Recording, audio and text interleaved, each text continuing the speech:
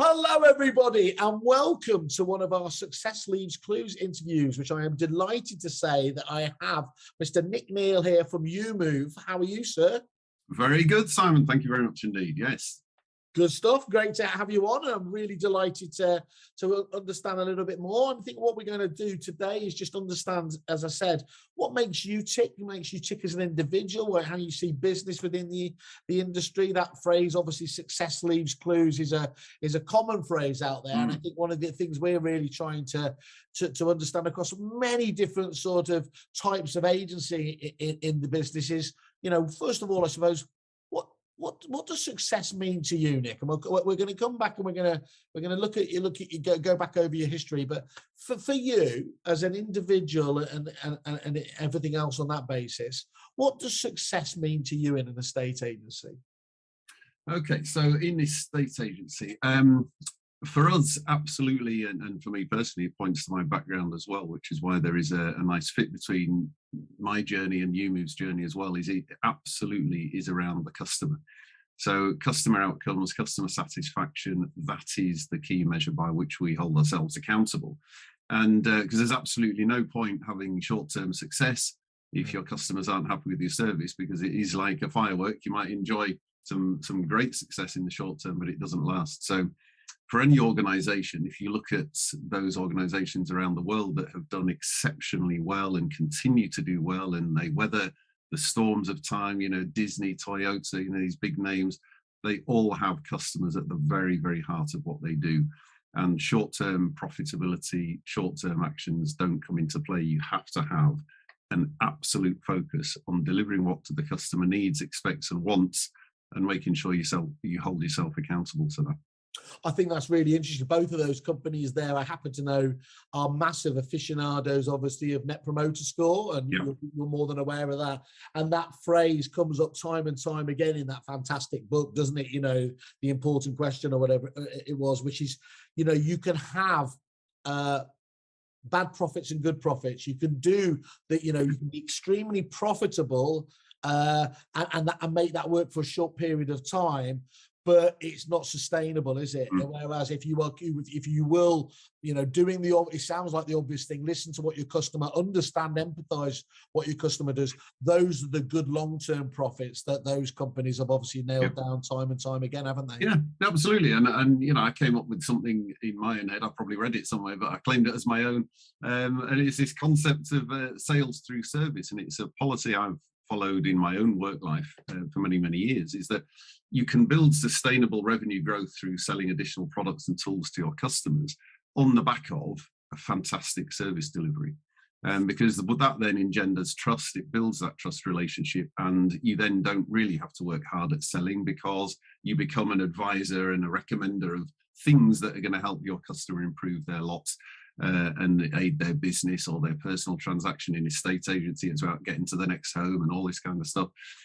So delivering the absolute service delivers trust, and then people then follow your advice, which then leads to additional sales and income. I love that. That's a really so there's famous, there's software as a service, but sales as a service is something that really resonates. That does, in fact. Okay. And when do you think, when we were talking about Net Promoter Score, I think one of the things that some of the best people I found, is that they've instinctively been doing some of this stuff, haven't they? And then they realize, oh, that's what I was doing. That's why I was a success there. When were you aware of that kind of being part of your makeup and one of the reasons for your success? Well, it goes right back to the mid-90s, Simon, a long time ago.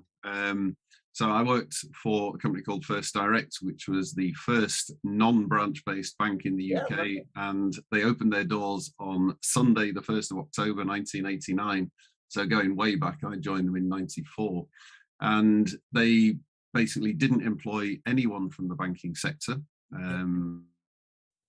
We employ estate agents. So they want people who were 100% focused on the customer, because you can train the technical skills of banking and various other things, and we can do that in estate agency.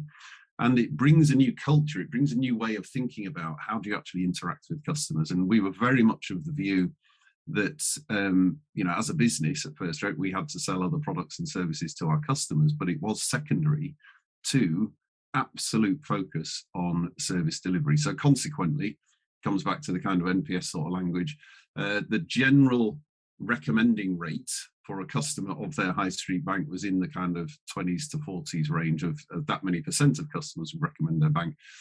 First Rate was in the sort of mid to high 80s.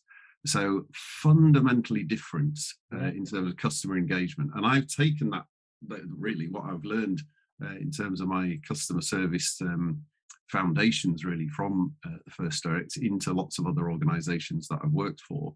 And, if we look at YouMove as well, NPS is a good one. So we do ask every single customer that interacts with us to rate us on the NPS scale.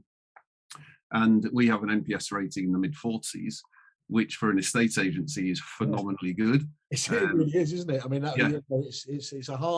it's a hard place to improve, but that for me then again sets the stall, doesn't it? Where actually, there's the best and the rest. The best are getting better and everything else there. And if you were to look at an industry many times, go to the ones that aren't being served particularly well. The customer service isn't there because actually there's your opportunity to shine. And it sounds like that feels like that's where you're trying to carve your niche out. Yeah, absolutely. And one of the things that is a challenge for us, Simon, is how do we maintain that customer focus as we build our network? So, we've gone from a network of, sub 100 a few years ago, 50, 60 franchisees, built up to 100 or so. We'll end this year on 170. By the end of the next 3 years, we want to be at 400. So we will then undoubtedly be the biggest single brand estate agency in the UK. So that's our goal for YouMove, and the challenge for me as well is to make sure that we're consistent with that service delivery over a bigger scale, and that's where we need to make sure our systems and processes support that. And it's an interesting observation. So I've come into the estate agency sector from outside the sector, so financial services, payment processing, fuel businesses, various different things. And you look at agency and you think, well, what's going wrong?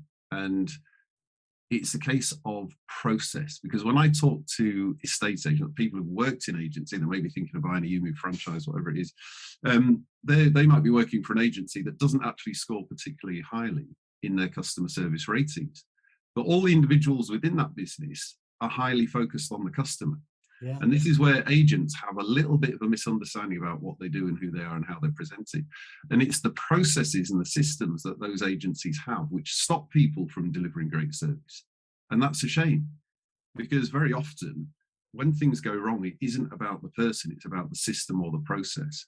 So if you change and redesign your systems and processes to allow people to deliver a great service, then you're more than halfway there. You're not creating a rod for your own back. I don't think you can have consistency, can you, without systems and processes? No, you can't. No. And that's often overlooked, isn't it? Well, as you said, by definition, this industry engenders great salespeople, doesn't it? But salespeople are, on the whole, great operationally, suited naturally anyway to have those processes in place. So, if you can put those in place to support them, you're going to end up with the best of both worlds, aren't you? Yeah, you are. And, we learned this from, Peter Knight, the Property Academy, Best Estate Agency Guide stuff. One of the things that I listened to Peter say a good few years ago now was one of the things that surprised him when they first started doing the mystery shopping was that over 50% of inquiries went unanswered. Yeah. So, and this demonstrates my point, because if you speak to an estate agent and ask them the question, do you deliver fantastic customer service? They will say yes, because the interactions they have are generally very good. And the customers, if you ask them, did you have a good service from that agent? They would say, yeah, they were really good. So the view of the agent is, I am delivering great service, but that's only to the people they interact with.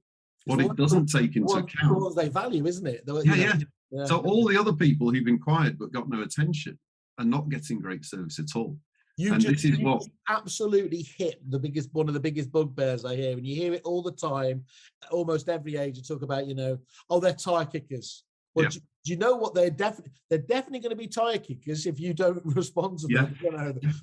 Why are they going to keep fighting to get to your attention if you haven't bothered to respond to their initial inquiries. Yeah, and and I kind of sum this particular point up by saying, if you've got a bit of time to waste and you're really, really bored, can you not think of a single thing to do other than make an inquiry to an estate agent? Now, in my world, that's not going to be the first thing on the top of my list. So I'll probably go down the pub or something. So yeah, it's not. But this isn't bucket list material, is it? No, it's not. No. So therefore, anyone that's made an inquiry is not really a tire kicker, are they? They've made an inquiry because there's something has happened in their life, or they're thinking about involves the need to get in touch with an estate agent. They want to sell, they want to buy, they want to move, whatever it might be. So people might, yes, be at a very early stage, but if you nurture them carefully over time, which is where systems and processes come in, then at some point they will represent themselves as somebody that you can do a transaction with. And if you've ignored them 2 or 3 years ago, well, they ain't going to do business with you. Of course not. I love that, Nick. I mean, that's really resonates for me. I don't know if you were talking about Peter Knight, but did you go to when he brought over Alexander Phillips being the number one, estate agent in Australia. And one of the things that jumped out for me, he was talking about there was he'd done the normal kind of beauty parade and gone around and seen some of the better agents over here in the UK. And one of the things to understand, how we operate, and I think he'd taken a lot up from like client services departments and things like that.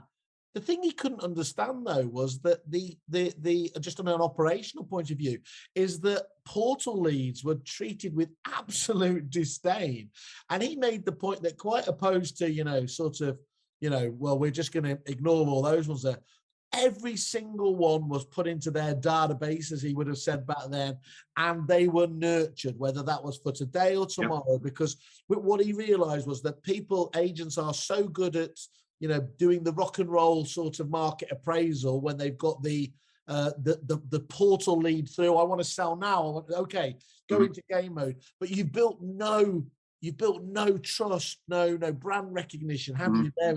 Whereas if you deal with those ones over a few months, years, and stay in contact with them, you're going to be ahead of the curve, aren't you? And indeed ahead of the competition if you are able to step up there. And I think that's a wonderful view to have. Really, is most people, or they talk about the importance of data, and we don't seem to have clued up to that. No, we don't. Treat it as a pain in the arse, don't we? Yeah, that's right. And I think this is where I'm going to sort of plug your business here a little bit, Simon, because you've got access to all the tools and features that agents need. So the thing is, you only need to do it once and then a little bit of tinkering. So any agent, there's loads of tools out there, not necessarily relevant to estate agency market as a whole, but you've got things like HubSpot, Infusionsoft, various other auto email campaigns. So you can set up systems relatively easily, which mean you can harvest those portal leads on an automated basis. You can then write some nurture emails. You can link that in with automated text messaging. You can do all sorts of fancy things. And those customers get a response from you as an agent. And you haven't even done anything. That can happen at 3 a.m. on a Sunday morning, whatever it is. And the customer's got a response. And it's these such simple things that smaller, independent agents, whatever it might be, who make up the bulk of our market, either don't have the time, inclination, or thought to put in place. But if they did, it would up their game relatively quickly and easily and very cheaply. I was just going to ask you why they didn't do it, and you just summarised that there. Do you think the main reason is it's just the time and inclination, or is it just that they didn't know that these tools exist? I think we're past that stage, aren't we? Most people are aware that those tools are out there. I suspect, though, one of the things that I've loved about your approach is that you do clearly, and I understand that better now as well, because you have shown yourself demonstrable to take ideas from outside of industry, and that's when it gets much more exciting, isn't it? Yeah. But I suppose one of the problems we have is that, like many industries, when it becomes en masse, it's when it's keeping up with the Joneses. But for those early adopters to first of all say, okay, well, I can see a system there that needs to be honed to a estate agency, but it does take some work to do that in the first instance, doesn't it? It does, absolutely. And this is where we do have an advantage. So clearly, as a franchised organisation, our individual local independent agents, who each have their own business, they don't need to worry about this stuff because we do it for them. And that's the benefit of scale.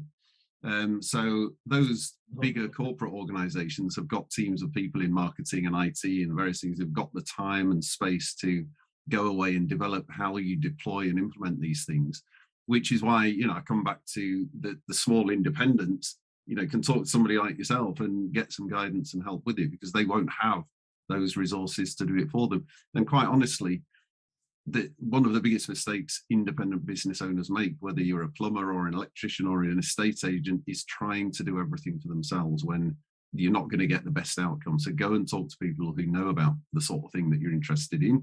Ask them to implement and deploy it. Yes, spend a few quid on it, but it will serve you very well over the longer term.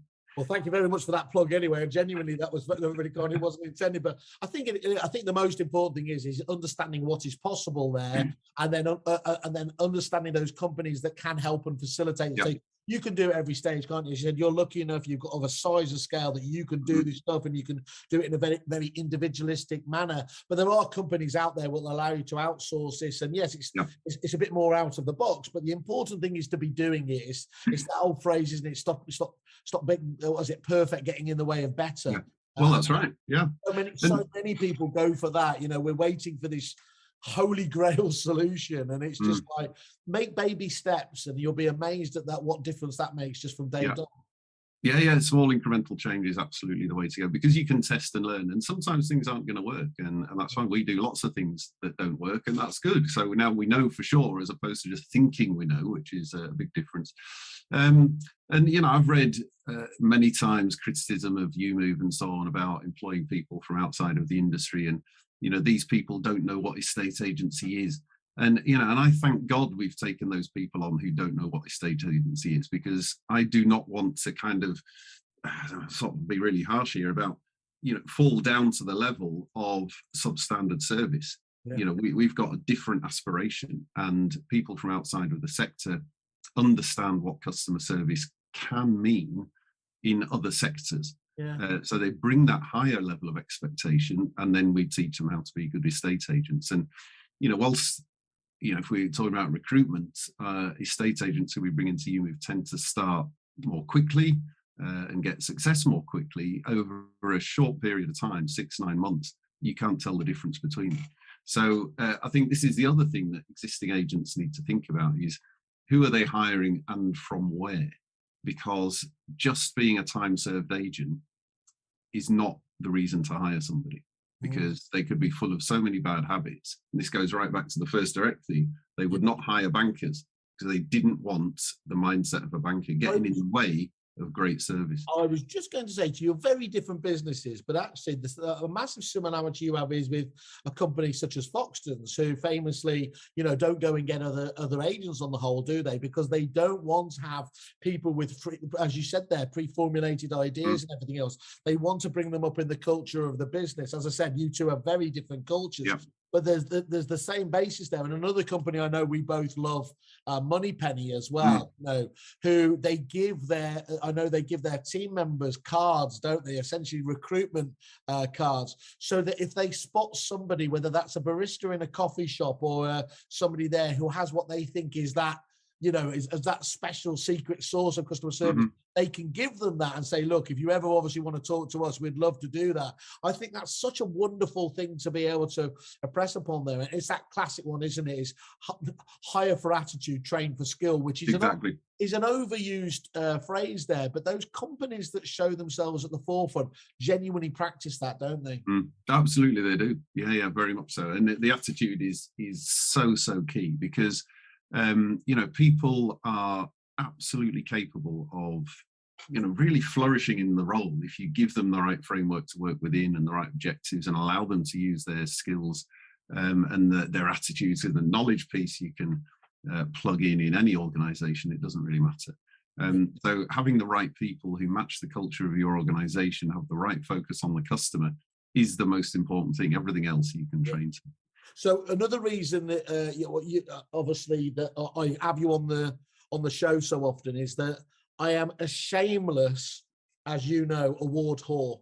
And you were talking there about Peter Knight, and I know for many years he's banged the drum, and one of the things that's fantastic about Peter, he's never afraid to step away from the sort of the standard view of things. And he was making the point when they kept looking at what YouMove were doing and the statistic, ignoring whatever your perception of is on some of those key metrics, call answering, mystery shopping, how they were dealt with there. Time and time again, YouMove were coming out, and that's why, I see you. It's a good job you've got long legs, because you have to trail towards that stage, don't you? And you've been, what is it? You've picked it up now for the large one, haven't you? A number of times over the last. Yeah. So the best national UK letting agent, and that's again, that's hard to do, to please tenants and landlords and manage properties all across the UK consistently. I think we've had that now for 2 or 3 years, and 3 years actually, that one. Yes, yeah. And best UK sales agency as well, the best national UK sales agency. We didn't get one this year, but we won that last year. Because again, you've got to give the others a chance. You've got to give them a chance. You got to give them a chance. Yeah. But the point is that really, excuse the French, pisses me off, and that's a good thing, because that's the driver to continually focus on being the best that we possibly can be. And we know that there's things that we can do. So we're just going through our next evolution of technology upgrades. So over the years, all the sort of tech and USBs we've had, others have caught up. So off-the-shelf software providers, individual agents, they're kind of thinking, well, actually, this stuff exists now, so we can jump on the bandwagon. So booking appointments on the website and things like that. So our next level of tech upgrade will take us to the next level, and that should very exciting. It is very exciting. So midway through 2022, we should be there or thereabouts, and then that will give us a platform for growth and further innovation. If I remember rightly, you had obviously it had to be a fantastically named. You had Eureka, which was essentially supporting all of those slightly different processes and everything else, and so that's going to be essentially, it's the next stage of that evolution, as you see, where customer service needs to be driven. That's right. And so Eureka 2, innovatively named. Sometimes you can relax, can't you? You don't have to be hugely innovative every time. No, you don't. Well, the thing is, what else can you do with that? So EWE for Eureka, those that don't know, but that's it. But it's an important point, actually, because technology can be used in a number of different ways. So we talked about tech to engage with customers on an automated bulk scale, and it can be seen as quite detached. So agents might think, well, I want to have a personal interaction with my customers, and that's quite right too. You should. I hear that all the obviously my previous CRM is, we have a real customer service ethos. We talk to our clients. They're really fundamentally missing what the point of technology does for them, aren't they? Exactly. Yeah. But they're not talking to the ones they don't manage to get on the phone. That's the important thing. So what we do, we have a kind of philosophy for our tech, is rather than have a technology layer, which is a barrier to that customer interaction. So if you think about customer tech layer person, and you might assign that to the likes of Purple Bricks and so on, and there's nothing wrong with that. It's a perfectly legitimate business model, and that's what they do. We have it the other way around. So we have customer person tech layer. So our technology supports our franchisees. And what we want that to do is to minimize the time they spend on admin and low value add tasks, so that we can maximize the time they spend with those customers.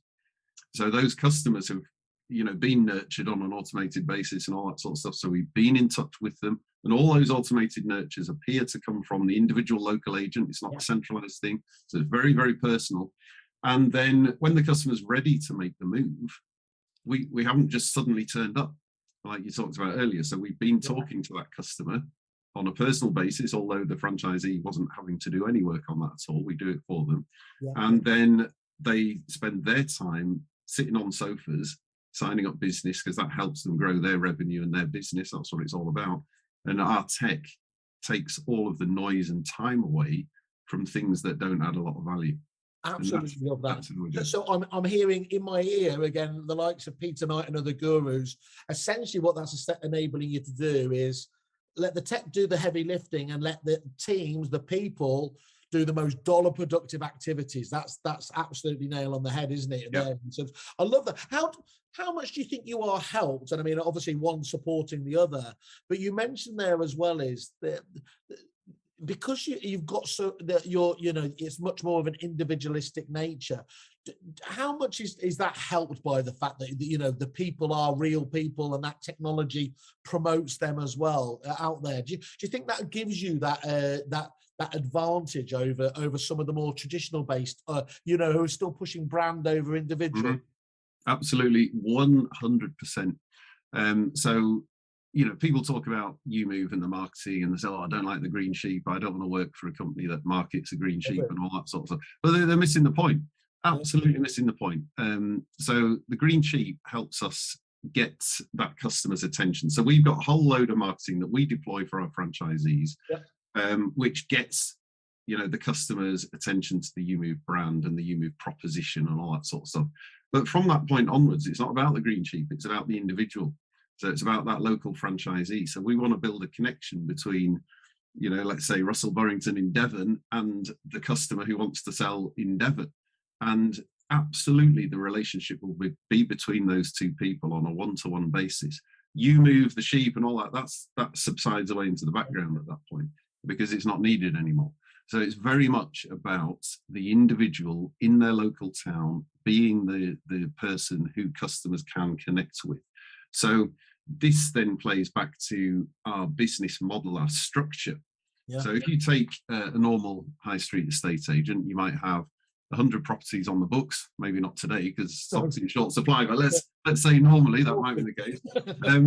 And you might have 5 staff members in that business. So, that might be a normal ratio. So essentially you've got 20 properties per staff member. But they're all doing a bit of work on all of those 100 properties. So some are taking calls, some are doing vals, some are doing viewings or not, some are talking to customers, some are negotiating offers, but they're doing that work across the whole 100. We turn that on its head. Or through 90 degrees, depending on how you look at it. So if we've got 5 people in a business with 100 properties, they're managing 20 each from start to finish. And that is a massive, massive difference. So each of those selling customers and buying customers on the sales side only speak to one person all the time about everything. But it's real people. It's not just being parts from pillar to post and everything else there. So they know that and they build that. And of course, then it comes down to the old relationship game then, doesn't it? It does. And this is why we need people from outside the industry who have perhaps got some skills in other sectors, because, you might think, well, how do I take somebody out of school or college and enable them to do valuations, offer negotiations, and the whole gambit of sales and service throughout that property transaction? Well, it's really hard, and that's probably why people don't do it. But we're selling a franchise to somebody who wants to build their own business, and they are the lead person in that business. Consequently, they do have the skills and capabilities to take the customer through that end-to-end journey. And therefore, the customers absolutely love the experience, both on the selling and buying side, tenants and landlords too. And so much so that people have had, when they're selling, such bad experience with their local agencies, they then switch to YouMove. They love it so much, they become franchisees. So we've got franchisees in our business that are from our customer community. That's how much they love the process that we deliver. And you're a trailblazer in so many different ways. And let me just think about, that's not a smoke blowing exercise, by the way, in terms of genuine, because the one thing that the pandemic and lockdown has taught us, isn't it, is that people have really, it's accelerated everything, as people would say there, haven't they? And that need to be, or desire to deal with companies they like and connect with has never been greater, has it? No. So, as you said, that individual nature there, and look, we'll have seen as well as the trailblazer element there is.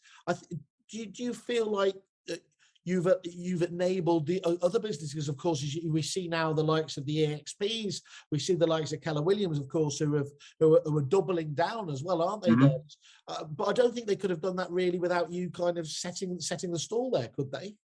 Well, I mean, it'd be very flattering to think not. I mean, Keller Williams and so on has been around for since the late 70s, started in America, global organization. So, they very much had that model, if you like. It didn't really work in the UK because no one really understood it. And no one really understood non-high street agency in the UK pre-COVID either. But obviously, as people have gone into lockdown, we've been through that COVID process. All businesses have had to operate from home. Whether you're a plumber or an electrician or an estate agent or whatever. and therefore customers have become more accepting of those kind of weird, probably more informal business interaction. So I don't have to go down the high street shop and have a very formal interaction anymore. I can speak to somebody on Zoom and they're going to be at home and I'm going to be at home, and that doesn't matter anymore. But pre-COVID, it probably did matter, because it feels almost like there was an Emperor's New Clothes moment, wasn't it? Where it's like, God, and actually, I know this categorically because you see how many traditional businesses have now gone down the hub route, and they probably wouldn't have gone down just that hub route as stage one, because clearly their competition would have said, "Oh, they're downsizing, can't be good." But actually, it's enabled them to do that without probably people staring and pointing and everything else. But I've accelerated again because actually, do you know what? It's just good business sense. Yeah, it is. And if you're in a high street, and you make your shop a place of experience, then absolutely, there's a good business strategy there. That really is. But if you've turned your high street shop into an operational centre and you just got a load of people sat behind desks on the phone, and nobody's there to greet the customer when they come in and make them feel special, well, you're actually doing a disservice. You've got the worst of both worlds, if that is. You have. You got a high cost and no service. So if you're focused on an experiential outcome for somebody going into your shop, then brilliant, that's really good. But if you're not, don't have a shop, because what's the point otherwise? And even the likes of Apple, classic, their shops are experience. It's about interacting with the product and all that kind of stuff. And they've got people on hand to help and advise and sorting problems out. To go and see the guru at the end. Yeah, that's right. And it becomes a destination in its own right, and a place to go and a place to experience. And you see lots of different brands and shops doing this sort of stuff now. But just having a transactional store isn't working for anyone. It doesn't matter what sector you're in right now. No, it's interesting you're talking about Eureka too, and you can't give me your trade secrets because obviously that would be insane. But where do you see the evolution of that next stage of sort of in estate agency itself per se? Where do you think we're going to? Which industries do you think we'll borrow from or try to replicate, or do you think it's just we're seeing now? Because there's it really is such an exciting time now. You haven't got at one end, you've got, traditional agencies. You've got boutique agencies coming up. You've got the individuals, you've got, so never has there been more varied, type of businesses for the consumer to do with. Where do you think it's going to go? Oh, that's a big question, Simon. We can record 4 different things if you like. Yeah, we could, couldn't we? Yeah. Then I'll say that I got it right. The oracle. I'll have just aged for a couple of years, until I get it right. Yeah. But I mean, that therein lies the beauty of it. I mean, if we go back 20 years to the turn of the century, sat nav, mobile phones, the internet, all of these things that we take for granted right now, including Rightmove, all of these things started. Could we have predicted where we are right now? Well, in some ways, we haven't changed much. There's still estate agents on the high street, and whoopee-doo, happy days, that still works to a certain extent. But technology and how people live their lives and what they consume has changed beyond all recognition. So what's going to happen over the next 20 years? Not entirely sure. However, we don't really need to predict too much as long as you remain adaptable. And I think it's Charles Darwin who said, it's not the fittest that survive, it's the most adaptable. So if we use technology to enable ourselves to be fleet of foot and keep responding to customer demands, then we will continue to grow and remain profitable and a solid business. And it really does show how robust the industry was when it was hit, as many industries were. And yes, it was given the get out of jail card because it was allowed to trade quite quickly and more ahead of the rest. But when it was that car crash, literally people were laying off staff. They were thinking it was 2008 all over again. Agency got its head, got its shit together very quickly. Virtual viewings, appraisals, everything else. Well, tools came out that enabled people to trade in a matter of weeks, didn't they? They did. Well, I mean, this is interesting because all of our systems are cloud-based, and they have to be because, we have a distributed network and we've got people working from home, shops, offices, doesn't really matter. So you can work in a cafe, you can work at home, you can work in a shop, you can work at the airport, it doesn't really matter. As long as you've got connection to the internet, you can get everything you need as in terms of your new move business. So we had that already going into lockdown. Yeah. So when we went into lockdown, nothing really changed. Not much changed, is it? Yeah, I can imagine that in terms of. No, so we could still talk to our customers, and we still did. And I think we were probably the first agent to fully list the property virtually. So we listed a property, customer did a video tour, we did viewings by video tour, we took offers, sold the property. It completed all through virtual transaction. And we didn't need to introduce any new technology to allow that to happen. All we had to do is train the customer to walk around the house with an iPhone. That's pretty much it. Yeah. So that's really good. And then you get the sort of traditional high street operators who've got hard installed systems in their shop. You know, it's a hard telephony system, a hard install on computer systems. So trying to then operationalize that business across, you know, all of their staff working from home is impossible, because no one could log on, no one could get access to data. So those businesses really did take a hit. So this comes back to our conversation at the beginning of this call is, you know, what tech is important? What do you need to do? So yes, tech to communicate with your customers and nurture them, but also tech to remain your business to operate in. Yeah. So it's so important. And that's taking it back onto a more personal level, Nick, in terms of you strike me as being just a really empathetic character. What type of boss are you in terms of how do you get the best out of your people? Am I getting it wrong? You suddenly turn into this bullying sorts of tyrant? Yeah. What makes you tick, and how do you get the most out of your teams? Well, I've always had the philosophy that, you know, I'm not the guy with all the good ideas. So if you enable your team to work, so it's first of all about having the team understand what the key objective is. Yep. You also need to understand as kind of the boss that everyone has different characteristics, different strengths, different development needs, and so on. So allowing people to really draw on the things that they're good at and supporting them where they need some additional support is the way to do it. So it's that collaboration and understanding about what some people are good at and not. And I will have a meeting with my sort of team, and we will talk about, you know, oh, we all know that so-and-so doesn't like that or prefers to do this. Not negative, isn't good at, but whatever. So what can we do as a team to help and support that particular shortcoming, if that's right. So everyone in the team, no one's getting any blame for being you know, not good at a certain task, and no one's getting too much kudos about being great at another task. It's about how do we collectively deploy our skills to reach the objective. That really strikes me. Is you don't need people then hiding, do you? They're not going to be afraid to step up and make, you know, to make statements, because they're not going to get shouted down by the. Yeah, that's right. And consequently, you know, you've kind of got a good team when they take the piss out of you as a boss, and that's good. Well, if one of my morning meetings didn't start off with the team not taking the piss out of it, then I think I'd be doing something wrong. That's right. Yeah. So I mean, actually, I was talking about before. I was thinking about this. You know, those people that again take the shot at the you know, the whole you move, the brand and everything else. And I mean, I loved you know, head shepherd, everything else. In fact, I probably have to pay you lot deference. Chief Kerfuffle must have come somewhere, you know, shamelessly as well. I've never had a new idea. I must have just stolen really that whole angle from you. So I should probably apologize and give you some sort of kudos somewhere. So on the back of that. In terms of what you look for in team members, I mean, clearly that's customer. We've already dealt with this. That customer service ethic is got to be at its actual core. So when you're looking at your sort of org chart, though, in terms of there, do you look at that in terms of?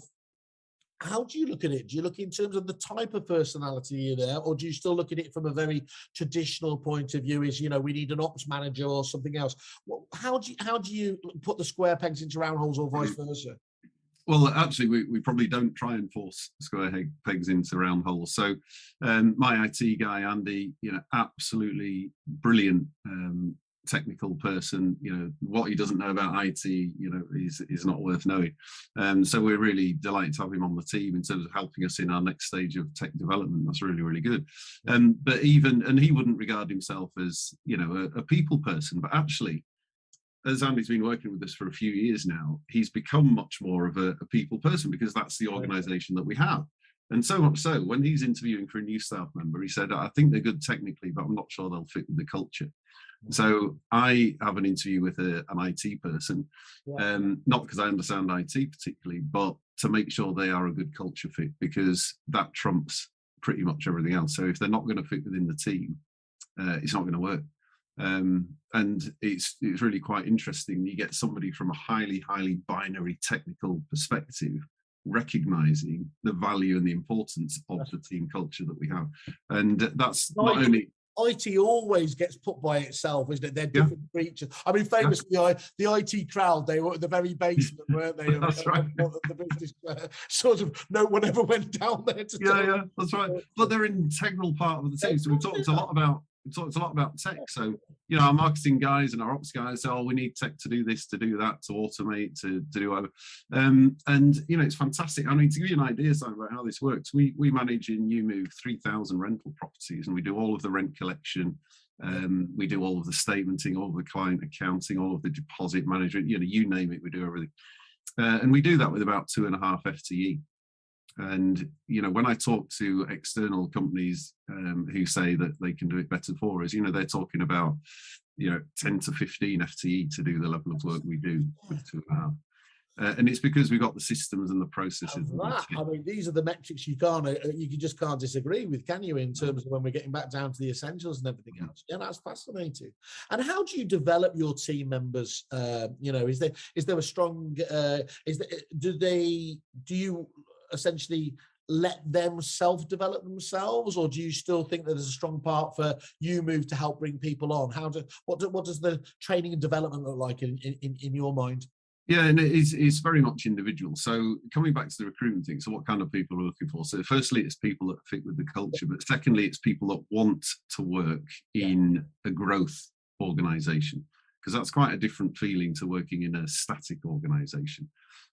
Because static is really boring and everyone knows what they're doing, nothing changes much. And there's people that like that environment, and there's nothing wrong with that. And that's fine.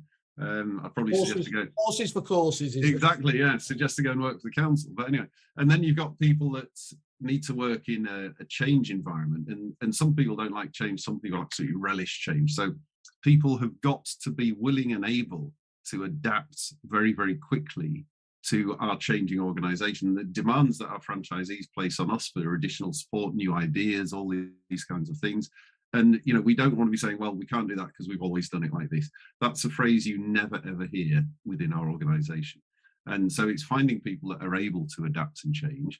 And therefore, what support and development do they need? Well, that really depends on the individual. So, my designer guy, Tom, he's been with us since the very start. He came into the organisation as an apprentice straight out of school.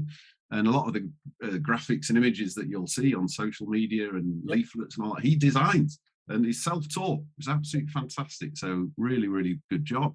But we're funding him now through a university course, so he can go through some formal learning and education qualifications. And that's a multi-year investment from us and from him, and that's appropriate for him as an individual. Because as we grow our PLC organisation, I want to broaden out his exposure to other brands. So it helps aid what's written on his own CV. So I kind of talk to people about, when you go for your next job, what's it going to say on your CV?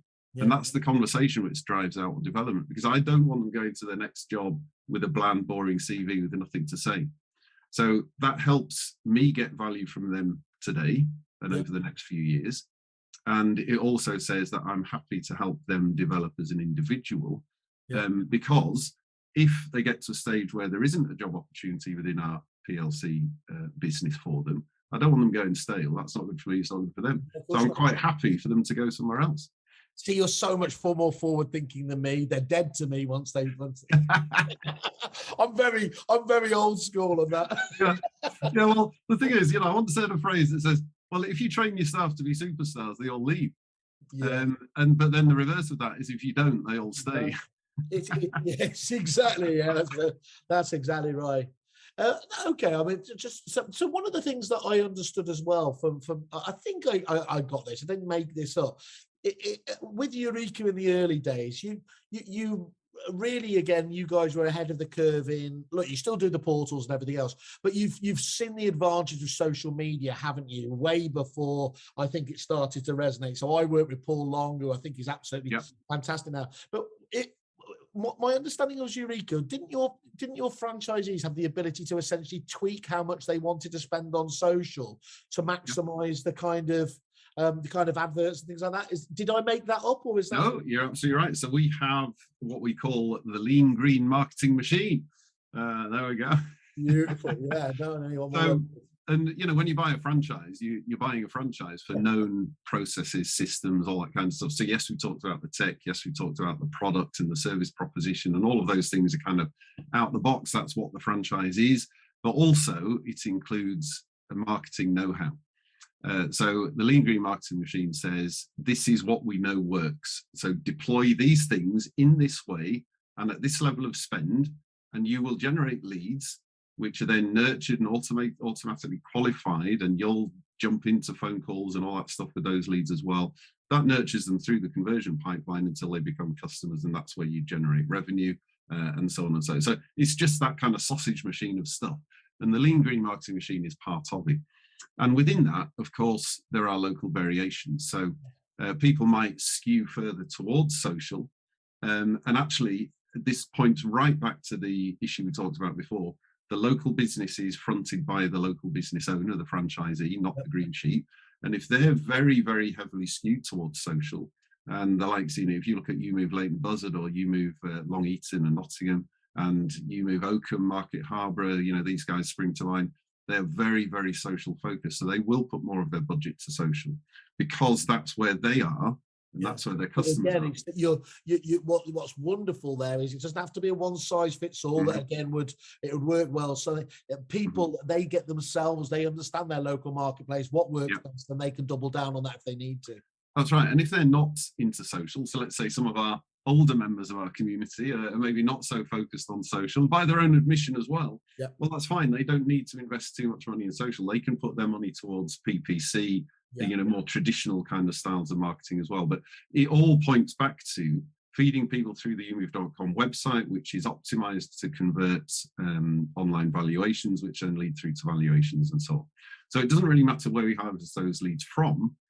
Franchisees can deploy the tools we know works in a way that is super refined for their own local area and them personally.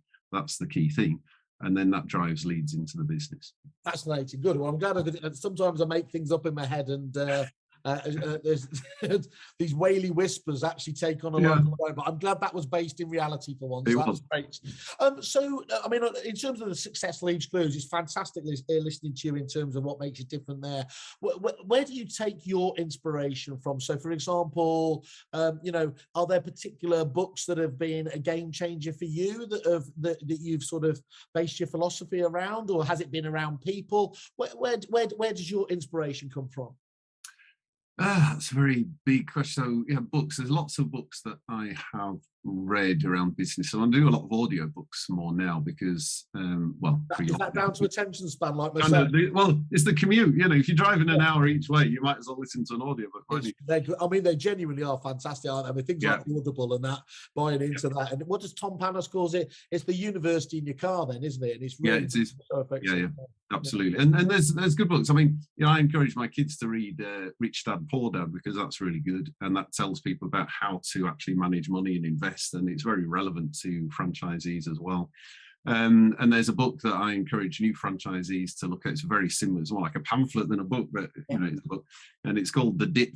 And again, when my son and my daughter went to university, I talked to them about the dip. And when you go through a substantial change in career, job, business, whatever, you go through this kind of peak of ecstasy and excitement, and everything's brilliant. And then, reality hits in, and you go down like a roller coaster, in a pit of despair, thinking, "Oh, have I made the mistake?" and all this sort of stuff. If people don't get that in that home moving experience, you're going to be very surprised, aren't you? Because that's right, and waves, isn't it? Yeah, and I learned this first direct. People would come out of training, they'd be on absolute high, and 6 months later they'd be really down in the dumps because reality hits in. And until you normalize your new reality, it can be quite oppressive, and it doesn't matter what it is. Yeah. And like going to university away from home, burden of work, whatever it might be, and all the fun social stuff is like Freshers Week, that's gone now. You're now focused on reality, and it can be quite burdensome. But if you understand it's perfectly natural to go through this peak and dip, then you can navigate your way out of it and actually control how you respond. It's about the expectation, isn't it? It's about taking the surprise out of it. I mean, one of the things we've struggled for, and I probably was guilty of this in my old place, is that, I feel a lot of sympathy for a number of suppliers out there, because actually, the competitors in the CRM space, it's not per se worrying about MRI or about Spectre. It's about the intransigence of agents not wanting to make the move. And being able, a large part of that is the salesperson is trying to sell it, but not get into the oversell, part of it. And the minute that they try to make it look really realistic and, it's going to be quite a few months before this settles down, that's just going to make the agent, put it on the back burner again. But actually what they haven't, is understand and get across the opportunity cost, that if you don't make this move, it's far more damaging to do that. And that's where I think our role comes in, where we can be realistic in terms of just being said, look, some projects are bigger than other, a website, a CRM, an EDM solution are the big ones. But when you're on the other side of that, all that great stuff you've been talking about becomes possible, doesn't it? It does, yeah, absolutely. And it's the same with like books and continuous learning and all this sort of stuff. If you don't continually stretch yourself, your business, your processes, fitness, whatever else it is, then you just go backwards. Because there is no the last one, but I get your point of view. And what about individuals, Nick? In terms of, are there particular people within the industry that you take inspiration from, or is this very much you trying to create something new outside of the box? Well, it is about continuing, because I feel that my responsibility is to continue the ethos of the founders of YouMove, which is this very different customer-centric approach. Yeah. And it's very interesting listening to Peter, and I've got a lot of time for Peter. He kind of gets that and eschews that kind of framework the whole time. Yes. And I'm actually very fortunate right now to have a CEO in our organization, Gareth Samples. He's been in the industry for many years. Yeah. And by his own admission, when I first met with Gareth and explained what YouMove is, how it works and all this sort of stuff, he said, I'm ashamed to say I didn't know that. I've been in this business for a long time. Yeah. And I didn't really understand YouMove. And I think that's the challenge we have with the existing agency sector audience who we talk to. They don't really understand what we're doing or why. But to be fair to Gareth, he is absolutely focused on the same objectives that I am in terms of building the business in a customer-centric way with technology and all that stuff. So, but he's got a huge amount of experience because he's built his own network before, because he built the YouMove business, the YourMove business. So it's really good. So, I've kind of got almost an advisor mentor right on hand. Look, I'm biased. I think Gareth again, he's one of those unique people within the industry, because actually he's done the prop tech side of things as well. Yeah. So he understands the supplier relationships and the importance of technology. So that's really you are. I think you've got a really strong skill set of people at the very top, which clearly comes across in the way that the business is obviously doing so well there. But I think that that's interesting, isn't it? That sometimes that's your challenge, is to get across, but it's probably also a bit of a secret sauce, isn't it? Because people don't, if they don't understand you, then they won't know how to. You've got to understand something and empathize before you can really know how to compete with something, can't you? Yeah, that's right. And I think very often in life, whether it's in work or estate agents or elsewhere, people think they know what something is and make a decision based on it rather than find out the facts. We see it in politics, see it on the news. People make decisions based on an emotional thought.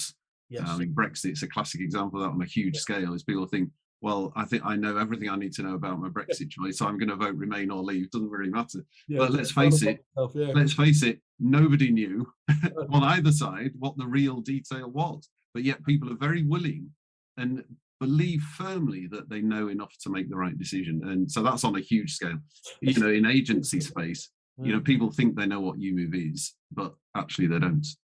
Well, I feel like I've got, I mean, one thing I tell you what, you've totally reasserted and changed my position on is, I was thinking that we were going to be just doing these success clues interviews and just leaving it at one. We're going to be coming back for a follow-up on this, because I could talk to you for hours, but I think you might start crying if I carried on. Absolutely fascinating listening to you, Nick. And genuinely, you're one of the most interesting people in the industry. So let me just get rid of that. Yeah, you're definitely one of the most interesting people in the industry, and again, it comes across so clearly with the brand and everything else around it. So, congratulations. I want to obviously, I'm still going to keep watching you win all those awards and everything else. That's really important. But for your time today, thank you for sharing with us. You're very welcome. Good to talk to you. Cheers.